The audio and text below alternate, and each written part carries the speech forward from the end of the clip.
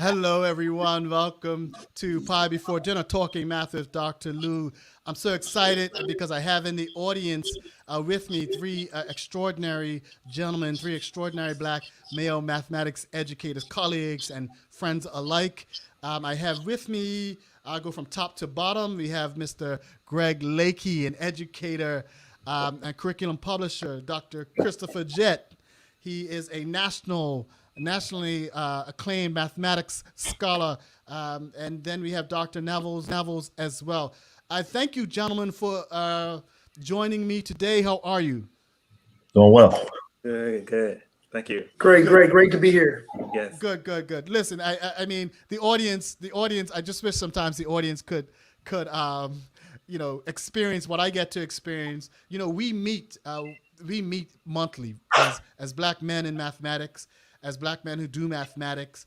We meet monthly and we talk about some of our challenges and struggles and our joys and the work we're doing. And I just want to tell you guys, I really appreciate it. You guys have been, I tell my colleagues, that's some of the best meetings that I've been a part of in my week. We all have Zoom meetings and we're all pretty much zoomed out. But meeting with you guys once a month is probably one of the highlights. So thank you for being a part of my own journey. I owe you guys. Yeah. Thank you very much. Listen, we're here to talk about something really great, audience, and I am so glad that you have tuned in. You have probably seen the posters, you've seen the advertisements, or just the word of mouth, right? We're talking today about teaching to the brilliance of black boys. And I'll just be real transparent. I struggled with the title. I didn't want it to be about teaching for black boys. What's the best strategy for black boys? But in some way, shape, and form, casting this idea that black boys are something to be fixed and to be prodded and to be corralled into a space. But I really wanted to talk about the brilliance of black boys. It already exists. It exists in us. It exists in our space. And the challenge for us as educators, as teachers, as parents, is how do we draw out the brilliance? How do we draw out the brilliance? And I want to talk and touch on that today. Thank you. You're listening to Pie Before Dinner, either through piebeforedinner.com or we're broadcasting live on Facebook Live and YouTube. Thank you for joining us. But I wanted to touch on that topic today in three ways, right? I want to talk about our personal stories. I want to talk about our professional stories and our professional scope and sequence. But then I want to talk about the mission, our movement, right? And so let me even just drawing from that, what sticks in my head was a book that came out in 1994 by Dr. Jawaza Kunjufu. I had the pleasure of meeting Dr. Jawaza Kunjufu later on, and I think in the late 90s, early 2000s. But he had this title that really shook up the education world.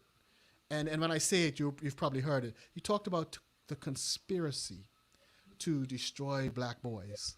And he talked about the fourth grade failure syndrome, that after third grade, there's this inexplicable, well, not so inexplicable, but there is a marked drop off in the achievement and just the enfranchisement of black boys in schooling, and that schooling was this contributor to this pipeline of pipeline, the school to prison pipeline. And it struck me, right? And as I was thinking about the show today and thinking about you gentlemen, I thought about that, and I thought about that pipeline of schooling and how it's the role it plays in highlighting where black boys are not served well in mathematics. But now I'm looking at three gentlemen who themselves have very powerful, interesting stories. You are successful, highly acclaimed national scholars. Nevels, you tried to hide your bio from me, but I looked in your bio, and hidden in your bio in 2010, you are a former teacher of the year. Am I right? Indeed.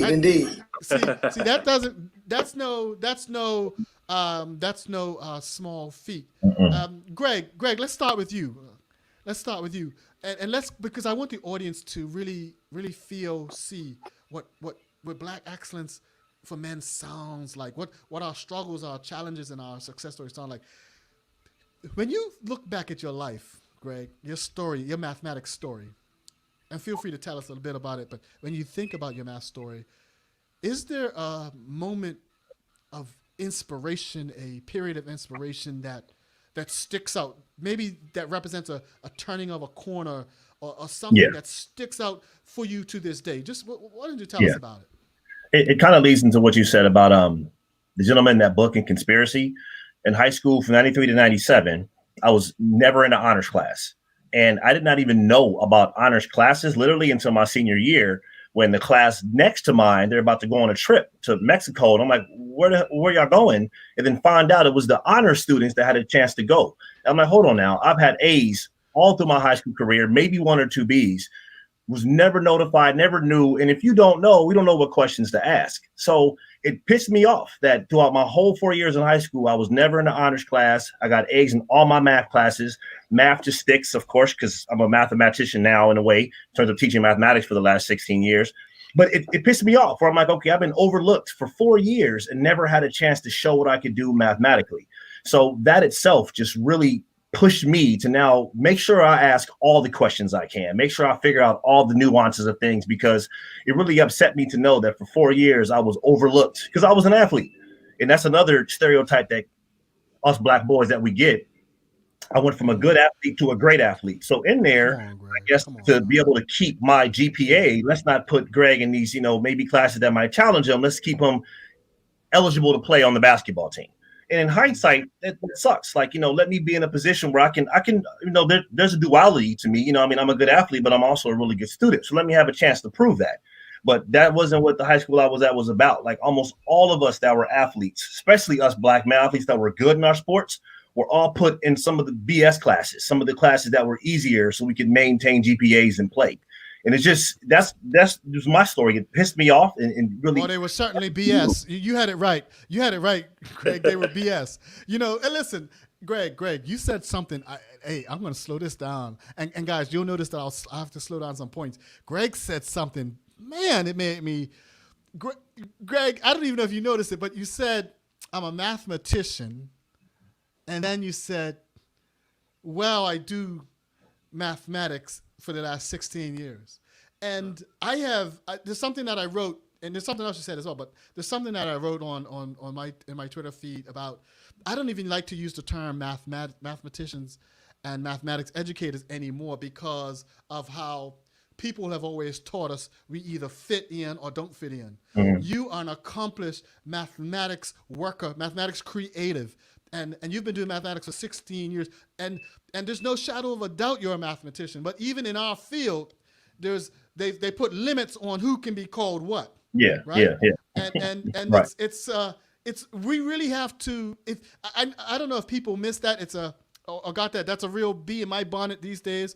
We really have to. It's not good enough just to be called a mathematician. We have to break down this door that limits so many people from being called mathematics creators. My first mathematics creator was my mama. My mama was my first mathematics creator.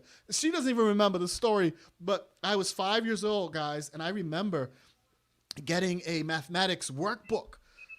Listen, I have no explanation for it. I remember getting this mathematics activity book during Christmas, and I remember going through it. I traced the timeline. I was 5, and I remember going through this book, doing activities, and no one probably realized that a 5-year-old can have these kinds of thoughts about the world and thoughts about things that he or she is doing. But my mom paved the way. She put that experience right in front of me, and so we don't often give credit to those kinds of people, and we leave families and people out, but they're a part of it, right?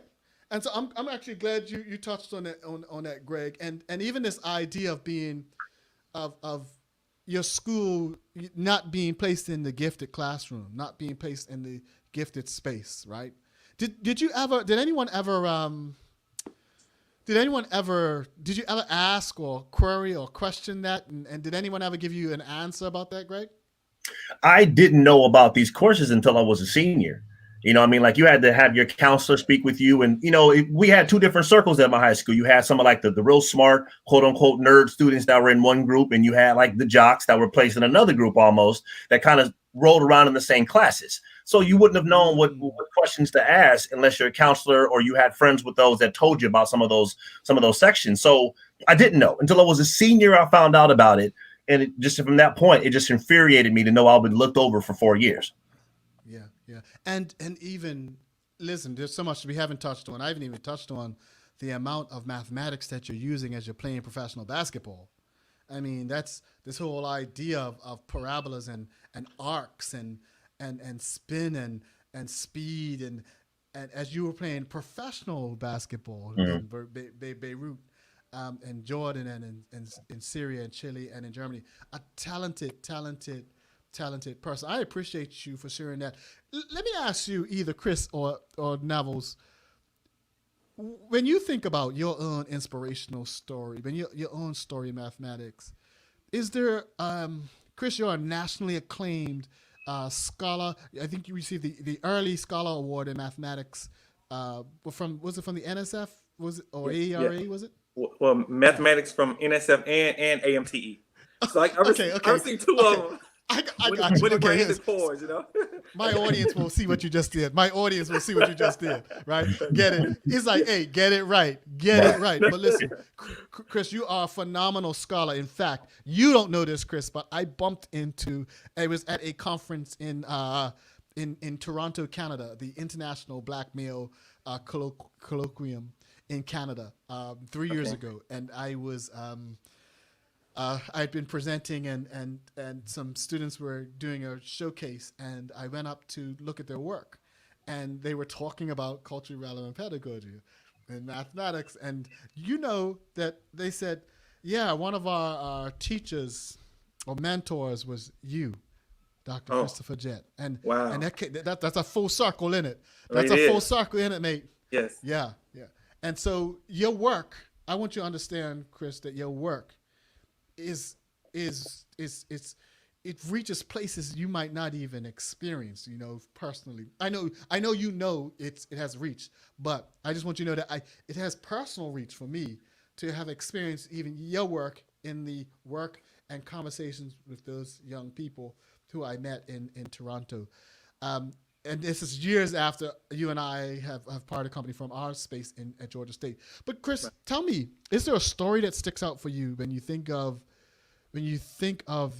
what you've brought to the field of mathematics as a black man? Is there a story that sticks out as a inspirational point, a turning point for you? Yeah, yeah. And thank you for those kind words. I'll go back to my fifth grade classroom in Memphis. So I'm from Memphis, Tennessee, and if you're familiar with Memphis, Memphis is really the epitome of urban sort of mathematics education. And so in the fifth grade, we had these 6 weeks like grading periods. So what happened was at the end of the 6 week grading period, um, the teacher presented me with a certificate. And this was sort of unusual because she really didn't do anything like this, and this was kind of like the first of its kind. But she presented me with the certificate because I had all 100s in her grade book in mathematics for that particular period. And so all the students, like if she really made it like a big deal, all the students were looking at me. They kind of gave me like a an applause. And so it was at that point I really felt empowered in mathematics. I really felt like there was something there. Um, and to be able to have that accolade and go home and share it with my family and that sort of thing was a really good thing. And so I think that sort of really ignited the fire with me as it relates to mathematics. Yeah, no, that's a very powerful. So so from young, it's interesting, and I hope the audience sees can see what I'm seeing or hear what I'm hearing. It sounds like n- being good in mathematics just isn't enough. I mean, even in Greg's story, being good in mathematics is not enough. There's a hurdle of accessing something, whether it's opportunities as Mr. Greg talked about, or in your case, affirmation, right? Right. This idea, like someone recognized that I was good in mathematics. Uh, let me just ask you more about this question for a second, Okay. because one of the biggest things I struggle with as I talk to communities, and when I speak to a lot of parents in Black community, and around schooling, and one of the hardest conversations I have is getting people to talk positively about what their child is capable of in mathematics. Now, I'm not saying they talk down about their child, but getting people to talk positively and affirm the greatness. You see what I'm doing? I'm saying the Right. greatness that's in their child. It's my child's okay. In fact, this is not. I'm not talking out of pocket here. Dr. Kenneth Hardy, one of the leading social psychologists of Black youth and families, he's based out of New York. He says, when he talks to the difference between talking to Black families and white families, and this is not a slight on Black families at all, but he says one of the things that he notices in counseling is that because of the way our society is structured, Black families often start off with, my son is not this. You ever had that conversation? My son is not in the gang. He's not in this. He's not in that. I've said that about myself. I mean, I've been in the mall, PhD, walking around in the mall in DC, and I see a white woman, and I find myself shifting my own body to make the white woman, the white couple, white family feel safer. So I'm even in a society where I have to shift to make other people, feel safer. And this idea that parents talk about sometimes of having to say, my child is not a threat, which is different from what you just said, Chris. Right. What do you think about that? No, I think that's a very interesting point, and it's funny because my childhood nickname was Professor, and so Wow. especially like when I go back home, when I go home like to Memphis for holidays and that sort of thing, a lot of people are we kind of joke about it, and we say, oh, your nickname as a kid was Professor, and now you're Professor. So it's almost like it became prophecy, and I know that's from like educational psychology and that sort of work. But I think that what you speak, over your children and over our Black boys in particular, really some power in that. Yeah. Nevels, let's talk. What do you think about that, Dr. Nevels? I'm seeing so many different similarities. With you, Lou, my mom was my first math creator as well. When I was in high school, I took all the mathematics they offered. My high school didn't offer calculus. It was some course in analytics or something. So I go off to this engineering school. I wanted to be an architect, but I went to an engineering school initially. And I'm in this Calc 1 class. And I'm doing okay. I could be doing a lot better. And I'm noticing that sometimes when I was working on problems, I would get stuck. Also, I was doing this in isolation. Ironically, the premier math study group actually happened in my dorm room.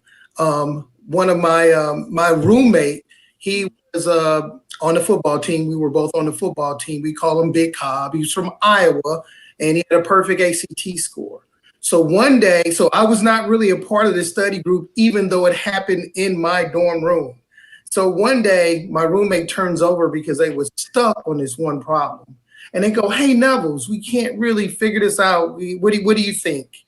And I don't know what swelled up in me, but I was going to make sure I was certain to tackle that problem, and I definitely did. And from then, I was part of the group, but that was affirmation for me. But I had to have a self-talk with myself. I was like, why could I perform for someone else and not do it for myself? And it just took me a few days to kind of ponder that issue.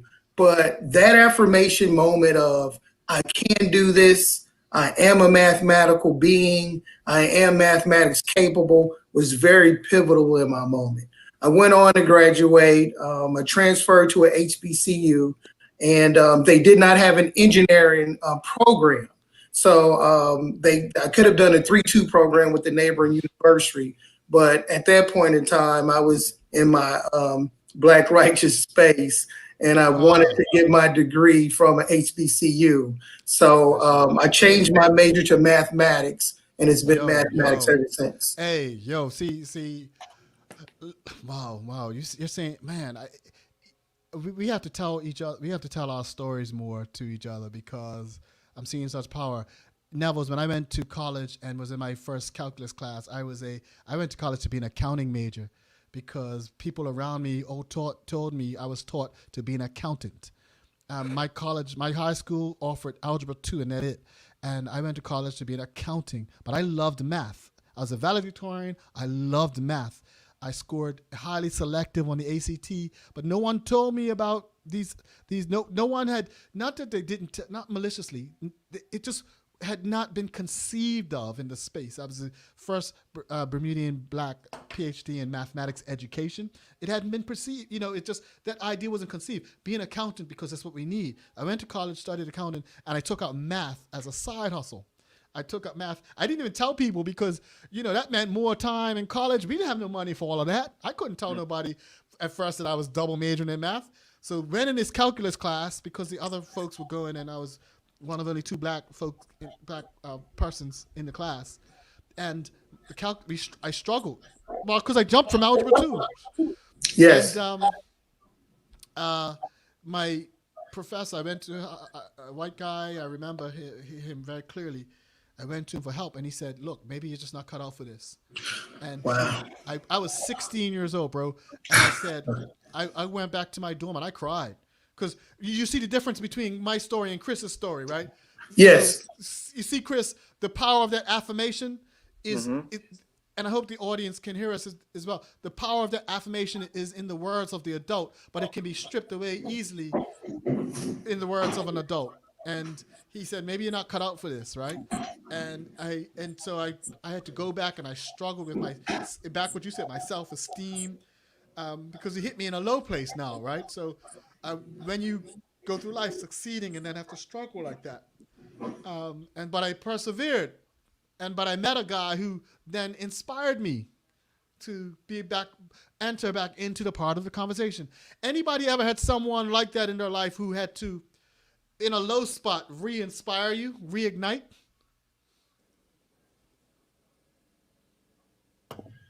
Yeah, definitely. I mean, I've had colleagues throughout my career that's like, hold on now, like you're doing some great work. Some of the curriculum that I have built, I've wondered, like, is this effective? Like, should I keep pushing this? Should I try to publish this? What should I do with it? And to have colleagues, or to have, a good colleague of mine who's assistant principal at the high school that I used to work at, like, no. What you're doing is awesome. Like, kids are engaged, kids are working on it. So for me to definitely have that support system from either close family that know what I'm doing and it can definitely support and see the change, and also those at my school site that can see that students are actually in mathematics class enjoying, like they can't wait to get to class, that says something about what a black man in mathematics is building when kids can't wait to step into the door. Yeah. Hey, I know you still get these notes. I still get notes from that I taught young brothers I taught 20 years ago. I didn't even call myself out, but I'm just saying way back in the day, in the cut. Still get notes, right, about people whose lives have been transformed through the power of really, really great teaching. Hey, listen, let's pivot. Let's pivot right to that. You listen to Pie Before Dinner. I am Dr. Lou, your friendly neighborhood mathematics guru, here with some very, very accomplished black male mathematics educators, Dr. Christopher Jett, Dr. Neville's, Mr. Greg Lakey. Extraordinary gentlemen with extraordinary stories. We're just touching the surface. But listen, every black boy, every black man has a story like this. Let's go into the classroom, right? Let's talk to me, Greg, about what's it like in the classroom teaching. What's a special sauce? How do you approach teaching as a black man in the classroom, and specifically as you are engaging black boys in the classroom? COVID has made it extremely interesting since we're only teaching virtually. So the conversations I would have, the side conversations, all the projects that I have built can't be done because everything I did was tangible, and it was about exploring the content, exploring the curriculum. Let's go pre-COVID. I had a lot of tangible projects and things where I could actually pull into financial literacy, something where kids, especially our Black boys that are really into being creative, doing things with their hands, understanding different concepts they can take way beyond the classroom, which I think is something that teachers don't really tap into. Like, we are just creative ethnicity in general. So when you have kids stuck in a desk, stuck in a chair for an hour, not doing anything but regurgitating material, that's not going to help anyone, especially us.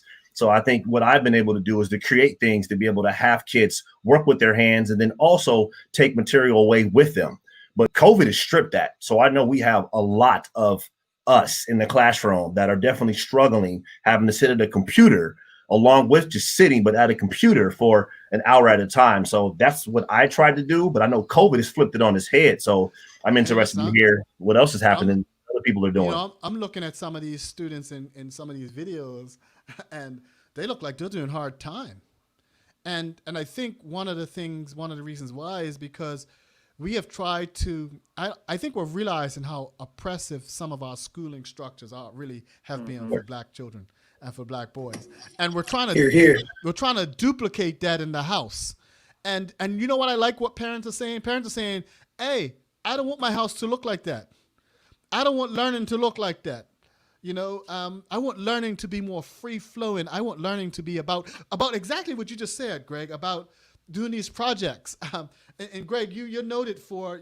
I put Greg, if you don't mind, I hope you didn't mind. I put your bio in the chat. But thank you. In fact, the audience didn't. I didn't even put the whole bio, but there's a part of your bio that talks about robotics and some other things you've done, right?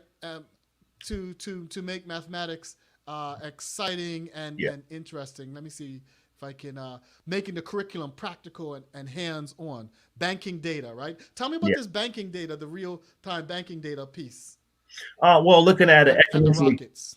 Looking at exponential equations, you know, those are simple interest and compound interest you can use within exponential equations. So I had a whole project built where in real time students would go on and they would find banks that were all FDIC insured.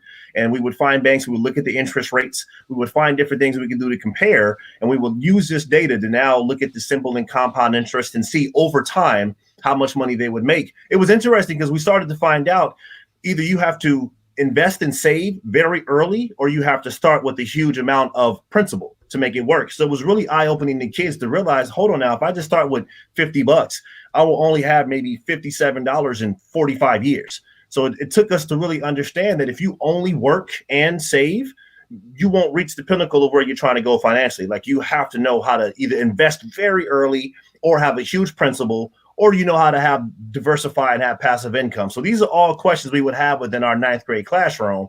The other one was me looking at, you know, quadratic equations, physics, and trigonometry with rocket building. Because there's a whole lot of that connection in rocket building, but it's another way of me making it tangible, making it hands-on, making it fun. Took a lot to create it, but in it, the kids enjoyed it. Let me shift over to Neville's, and then Chris, I want to talk about your article, guys.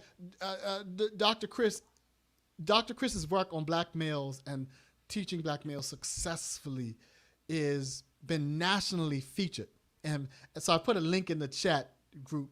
It's posted to an organization called the NCTM, the National Council of Teachers of Mathematics. This is the largest mathematics education organization in the world, and his work has been featured. And it has these real 4 practical approaches around building community with and for Black boys. And so we're going to get to that, but I put a link if you want to start browsing through it, and we'll put more links there's some helpful resources, practical resources. Neville's former teacher of the year. Tell me what you found as a Black man. How did you approach the space, and how did you approach teaching Black boys? Man, community is number one. My children, my Black boys always feel a sense of belonging. We work on their identity so they can identify themselves as mathematical capable, as learning capable. But again, that whole social, cultural aspect of mathematics is imperative, it's important, and that's where I find my success. Now, in my current role as a mathematics curriculum coordinator, I train my teachers on how to build that community, entire community of learners. That's where my Black boys feel safest. That's where my Black boys will thrive. That's where my Black boys will grow in a community.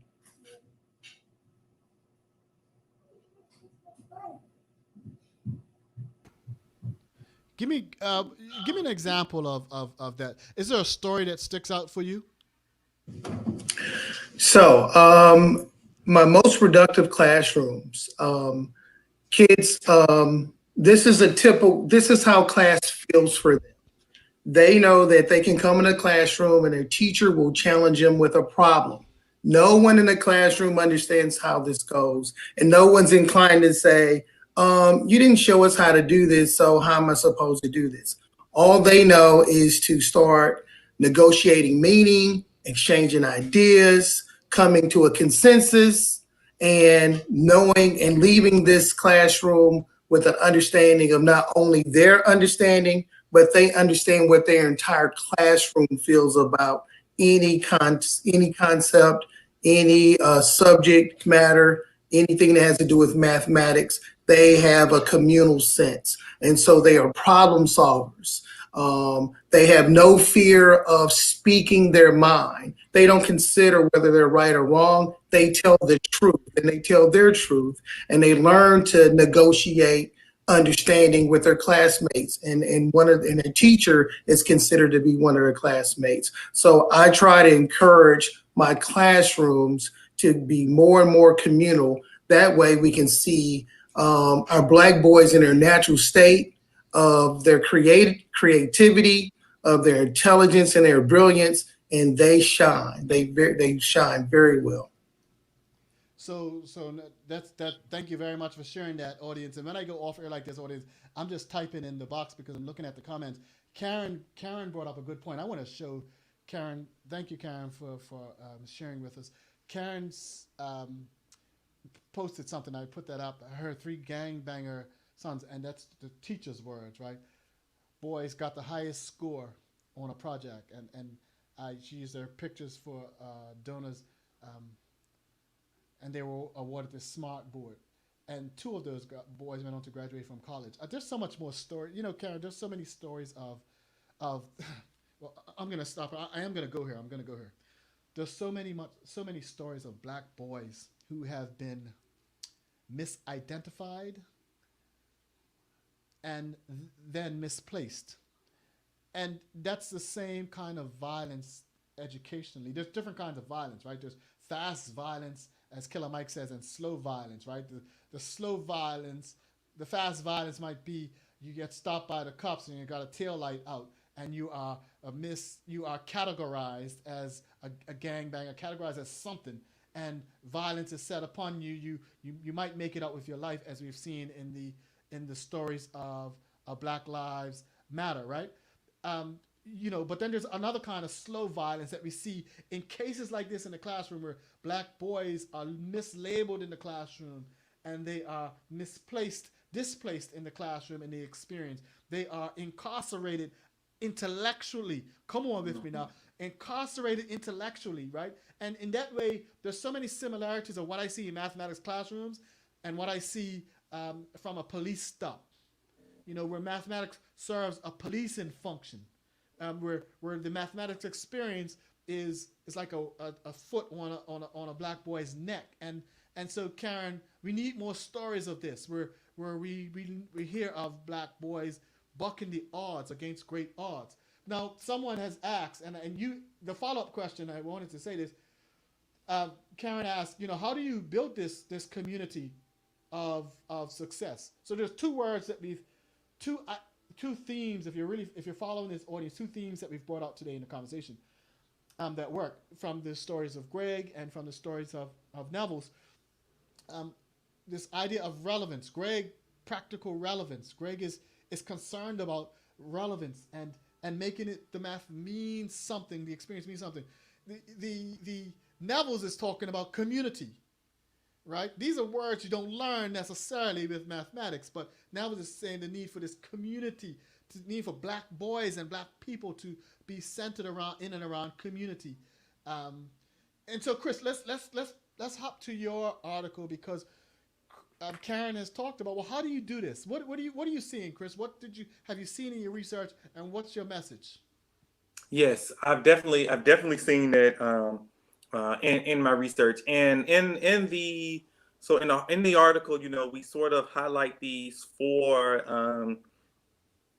strategies, and the collaborators who are my co-authors with their particular article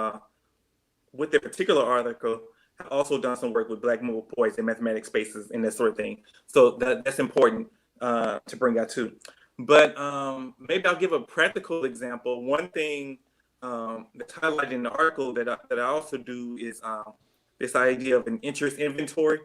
And so a lot of people will do that. And the reason why I like it is because there's really unique opportunities to sort of nuance it in a particular way.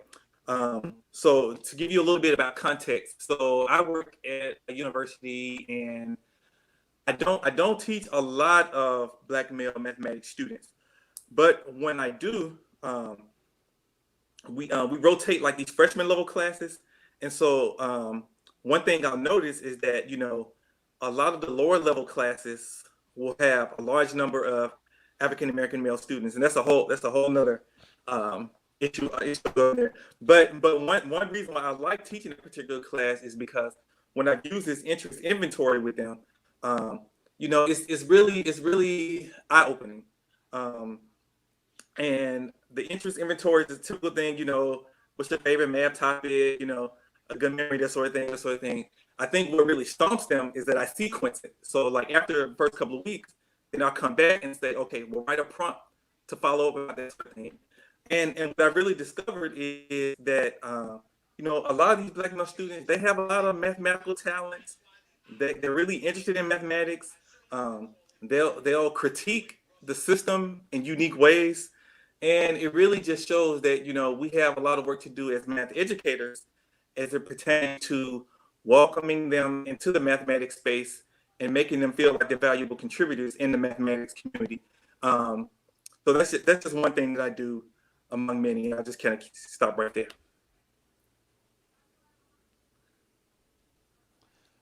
No, thank you very much. No, I appreciate that.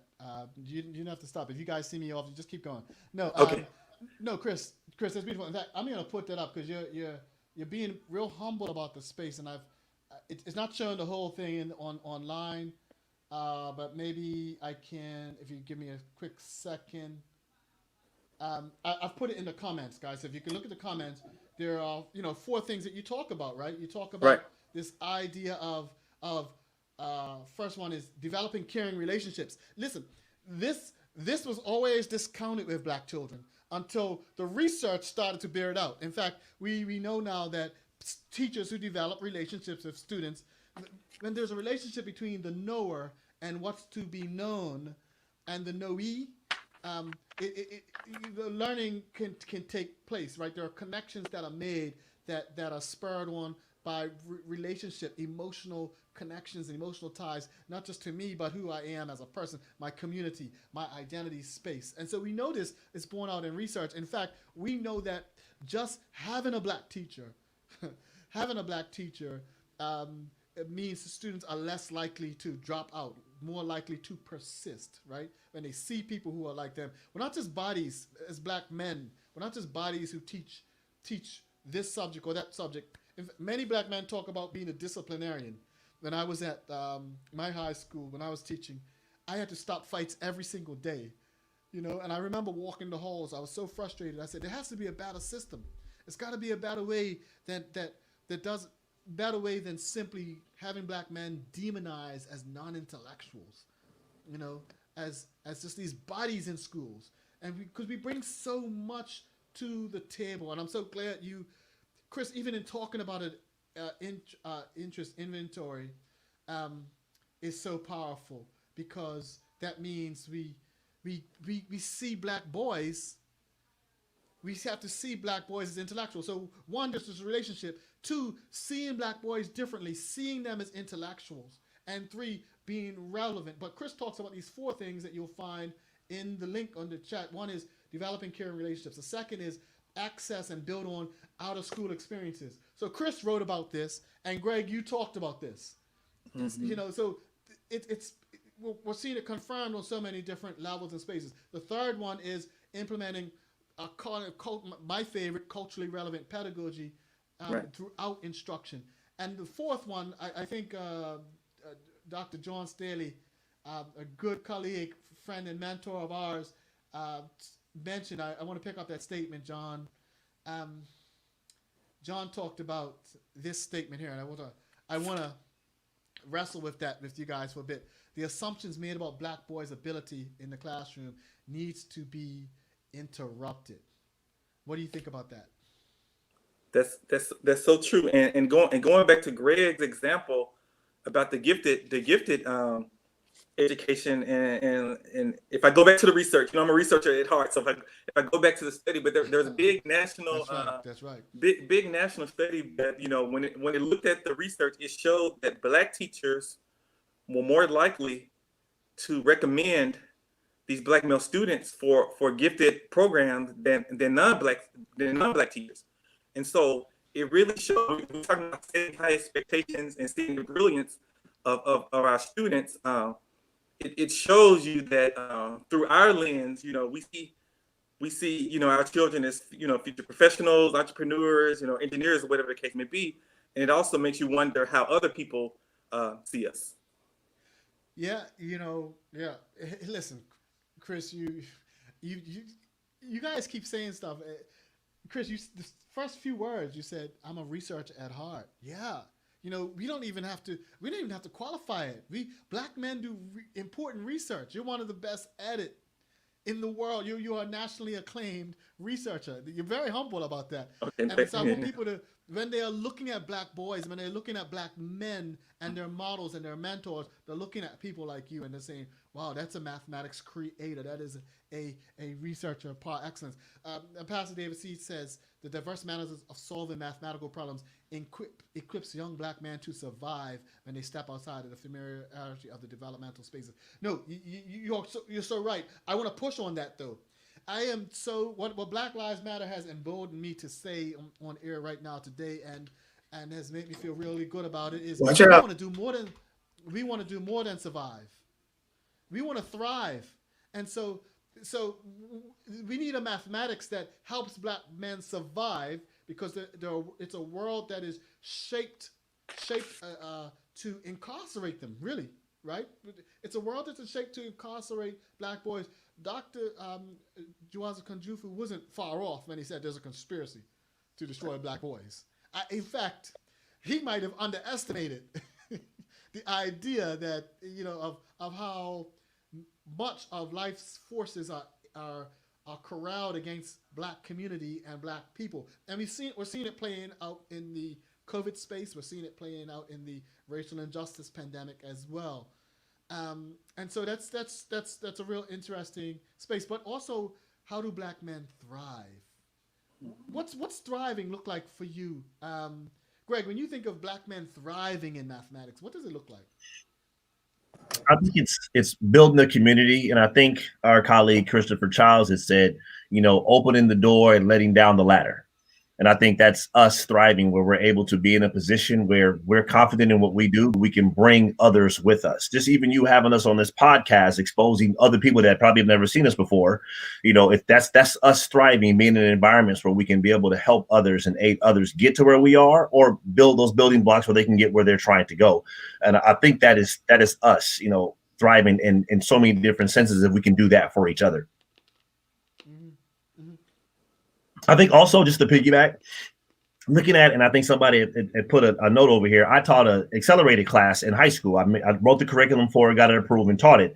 And there was always a cutoff we had with kids that we would accept into the classroom. We had to have a certain score, certain GPA coming out of 8th grade. And I'll always push it back every single year, because I knew that if we did it, we would have some of those black students that were right on the cuff that probably didn't make the score, but I wanted them to be in that class to have that exposure. But what we need to talk about is trying to build community around these kids where the confidence is there. And I would push these kids all the time. You're in this class because you're supposed to be here. Like, own the space. You are here. Let's now build around this mentality of you're supposed to be here. And like, how do we? That's the conversation I have. Because when I would speak with families, it was sometimes it would be so depressing because they were okay with sometimes mediocrity.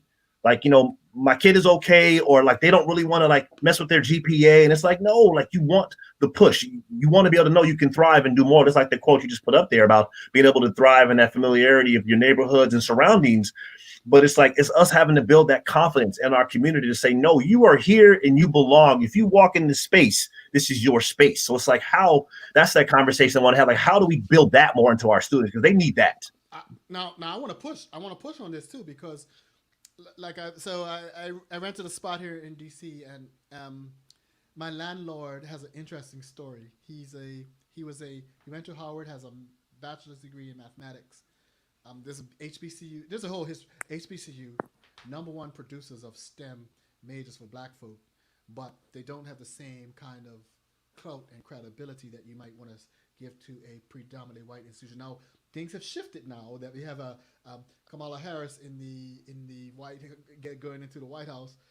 Things have shifted in the thinking of HBCUs, but they've always been there, right? They've always have all you guys. Have you anybody in the audience been to an HBCU here? Anybody on the panel? Yes. No. Yes. Prior graduate, Tennessee State mathematics degree. Yes. Right. Alabama A&M and Neville's where? Knoxville College, Knoxville, Tennessee. Right, so what I'm saying, I'm not trying to pick on you. Like, I'm just saying. Yeah, you are. Yeah, you are. but you see the four men here, and 3 of us have been. The idea of the importance of HBCUs in the space of producing Black boys who can be successful in math. Because the audience is going to ask, how do we get more Black boys to get access? And John has rightfully asked us that. One is, think of these pipelines that HBCUs provide in doing that. But there's another place I want to pick on too, Greg, is that I hear, I'm with you, I hear the reason why families don't always have these high expectations, not high expectations, these better views of math, that they can pass on, is because they haven't experienced it themselves. Mm-hmm. They've experienced lots of trauma. And 2, the messages, audience, if you don't remember anything else, remember this. The messages they get about doing well and being somebody in math doesn't always come from school. In fact, probably doesn't come from school in as near frequency as it needs to. Yeah. In fact, I would argue that you can't count on it. And it's going to have to come from you. Yeah. It's going to have to come from you. So the confidence, again, who was my first mathematics creator? My mother at age 5. So that affirmation, we can't count on that affirmation, especially if 80% of the nation's teachers are white.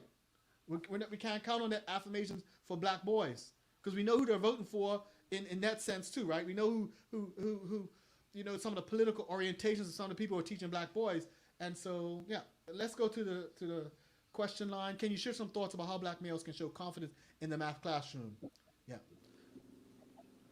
Who wants to tackle that question? Yes. I teach college and Black men. I think it's, I think it becomes a space where you understand the material. And if not, you are confident enough to know, okay, look, I'm here and I'm willing to learn. And I think in a lot of the spaces that we're in, like this comment says, we're scared of being singled out, or we want to be the one that's incorrect. And it's for us to know we're in this space, to know that we are here to learn. We're trying to better ourselves. And it's like, whatever comes with that, let's come with that. There might be some criticism, there might be some pushback, but it's for us to know we're in these spaces to be able to learn. So to have confidence in ourselves, to know that we're taking the right approach. And that, that develops from, of course, kindergarten on. Once you've reached a certain place of higher education, you've earned that right to be there. So since you're there, take all the resources, take the opportunities, raise your hand 15 damn times. Like, who cares? You're in that space. And that's what I meant by that confidence. Like, if you earned it, you're there. Forget what everyone else has to say, because I've had teachers in my life too, no matter what their creed or ethnicity, that, not all of them were positive, that had the same skin color as me. So we can go either way with that one. But it's like at a certain point, I have to know I'm in college or I'm in high school. I've earned the right to be here. I'm gonna make sure all of you know that I'm here to make a presence. And I think it's us knowing that that's what we're here to do. And I think we just get it's the fear to do it, but we should know we're here. Let's put the stake in the ground, be staunch about why we're in these classes, and make sure that we're here to get what we get out of these classes. No, you're right. And I like the fact that it's you giving that message. So we have to give more messages. And let me person who posed the question, you know that even when questions are posed, I tend to pull and push. Listen, black people are not less confident than white folk, We're not less confident than everybody else, You ever seen these brothers on the court, on the football field, soccer field, or somewhere else, and or doing something that is accepted in the space? There's supreme confidence. It's not a confidence or self-esteem issue. We have learned that when we speak up, sometimes there are consequences. Don't get me wrong. We have to speak up more. But I get it. Schools haven't always been the best place. We have learned that sitting in a car sometimes, right? Doing nothing you can catch a bullet, right? So we have learned that society itself, there's a certain kind of on edge that we have to always think about our environments in ways that they're not always safe. But what I like about what Greg is saying is that people like me, we can help make those places safe for black boys to be affirmed, as Chris said earlier in his conversation. But it's academic. But it's the academic setting. Like the examples you gave were sports. I mean, in sports, sometimes whenever I stepped on the court, I was a whole different person. I could hide into my aura of what I was on the court. In the classroom, it's a lot different. Like sometimes we aren't taught to have academic confidence. Athletic confidence is a whole other animal. So that's where it's like purposeful. I think it's deliberate. Yeah. Listen, if your confidence on the basketball court was unleashed on the classroom, everything black boys touch, they change. Everything. You give them a golf club, you have to change the whole sport. Look, we gave this guy a NASCAR. We put this guy in a NASCAR, right? Put this guy in NASCAR.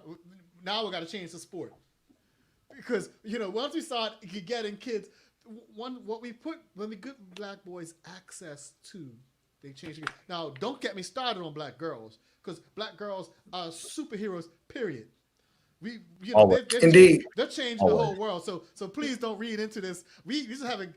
Wait, you're gonna have to wait to that particular show. But whatever black boys touch, they change. They change it fundamentally. They fundamentally have to. The black quarterback. You couldn't even talk about the black quarterback. He was a runner. This, that, and the other. Now, the quarterback position is fundamentally has to be reconstructed. They have to change the rules. Look, with your namesake, Lou Alcindor, they had to stop dunking. Yeah. But then again, though, but it's still in an athletic setting, So it's like, but it's still us trying to preach that confidence and build that community around our black kids, knowing you can still excel in the academic community. And that's where we're having that issue academically with our students, knowing that they fit in whatever realm you're in, you fit. So that's the question. We know athletically, we changed the game. We get that. We know that. But now academically, how do we know that we can push these kids to know that they can still excel? Yeah, good point. If we would apply that boldness, look at Obama, President Obama, right? He came on the scene, changed the game, and we had to change boundaries and change policies and change all sorts of strategies because he changed the game intellectually when he came into the space. You're right. You're right, Greg. That's a challenge for us, right? Yeah. What we're saying we accept culturally for black boys, we're gonna have to shift that into the academic space. Sorry, Chris. No. That was just a great example. And if we think about how critical those early childhood years are. You mentioned being 5 years old and getting a math workbook. For a lot of black boys, that they're early on, their first exposure is to like a basketball or football, and so if we're giving kids this and this is what they're practicing, as opposed to practicing mathematics, Oh, come on. that's just a totally different thing. Yeah. Listen, you're preaching now, and I'm going to challenge the audience and the parents. What's your mathematical pipeline for your black boy, your son, your nephew, your friend's son, your community member? What's your mathematical plan for him? Now I know. So when in Bermuda, when we talk about, I was talking to an audience of about 100 parents, and I asked. We play soccer in Bermuda. We call it football, and I asked, how many of you have your son in football, an after-school football program? Like, okay, and they did. And then what did they do summer? They had a summer program, and they had a whole thing charted out for the next 3 years. How many of us have a program of STEM and mathematics success charted out for black boys for the next 3 years, right? We know that 19% of black boys are proficient in problem solving, but by 8th grade, I mean, I'm just saying we need to, by 8th grade, our boys, 100% of our boys should be proficient in problem solving, right? We know this. So from grades 4 to grade 8, what's your program from grades 4 to grade 8? Every single black family, every single black community should have a program of STEM competency between the ages of grade 4 to 8, where Kunjufu says the grade 4 failure syndrome, that's where we drop off the cliff. That's where we become alienated. That's where we become enticed and enculturated into the underground spaces and the spaces outside of the system. And when we're in the system, we're allowed access to only certain things. We can break down these barriers. What say you, gentlemen? I wanted to pivot. We're going over our time a little bit, and that's okay. We do this every single week. I forgot to tell you that. But I just wanted to pivot. So these takeaways, what I've heard about relationships. I've heard about being relevant, culturally relevant teaching. We've heard about programming and design, right? Having a program, challenging every family to have a program. And we talked about mentoring, right? Mentoring, giving these messages, breaking down these walls, focusing on academic confidence, building up academic confidence as a stronger muscle as we build up any other kind of muscle. Is there, when people look at your stories, right? When people look at the black men here, what do you think, what should they take away? When they see you, Greg and Chris and Neville's and Lou, what should they take away from this conversation that's going to be useful tomorrow in shaping the lives of black boys in mathematics? I mean, I think for me, it's definitely about that.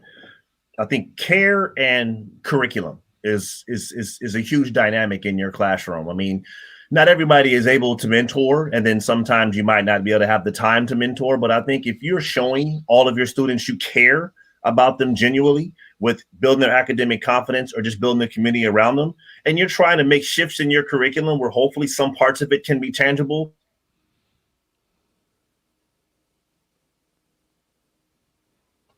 Kids are not able to, were you able to hear me earlier? Yeah, you just went off for a quick second. Oh, okay, I know what happened.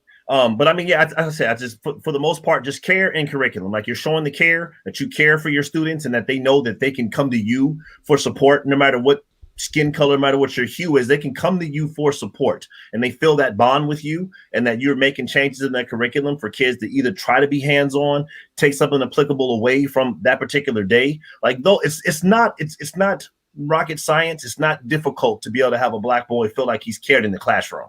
So it's amazing we have these conversations. Like, it's extremely hard to do. It's not. You just have some care for your students, and they know that they're supported. And then they also know that there's a part of the curriculum they can take away and actually use that's applicable outside of the classroom. You do those, you're definitely going to win over a lot more of your students. So earlier we were talking about academic confidence versus athletic confidence.